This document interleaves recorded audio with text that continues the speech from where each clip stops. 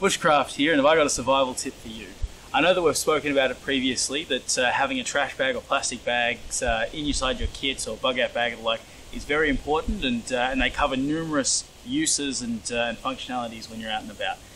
But today, what I want to talk about specifically is one of the basic tenets of survival, and that is collecting water.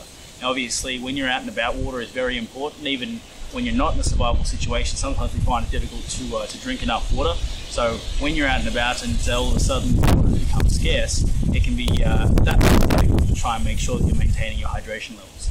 Now, there are various ways that you can collect water. So utilising the plastic bag that hopefully you've put away in your bug out bag, it presents a couple of different opportunities. First off, if you're anywhere near some foliage or the like, what you can do is you can section off a portion of that, cover that with the trash bag, plastic bag, and tie that off.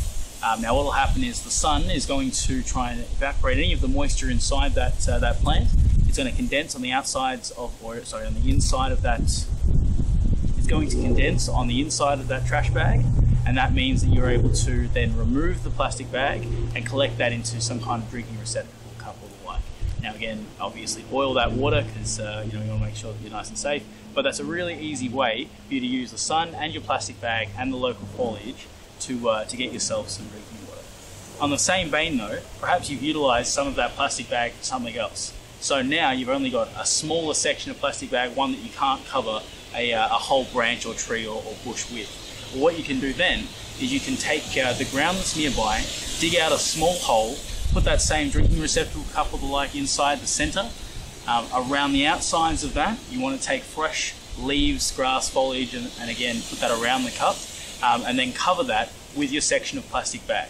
Now you can do this with a full plastic bag or anything else that you've got there, but even if you do have a smaller section, just enough that it covers the hole that you've dug, then you'll also be fine. Now you want to secure that plastic to the top of this hole with some rocks, maybe peg it down depending on what your situation is when you've got on hand. You want to make sure that your cup's there in the centre, around that is all the fresh foliage, you've secured that to the top of the hole, and then also make sure that you put a small weight in the centre of that plastic, so that way it's all directed into the cup. The principle that this is working off is the same as the one that I spoke about a moment ago, and that is that the heat from the sun is going to take the moisture out of that foliage that you've collected, make that rise after it's condensed onto the plastic. It's then going to be funneled down because you've put that weight in the centre into your drinking receptacle, and then you can boil as per necessary.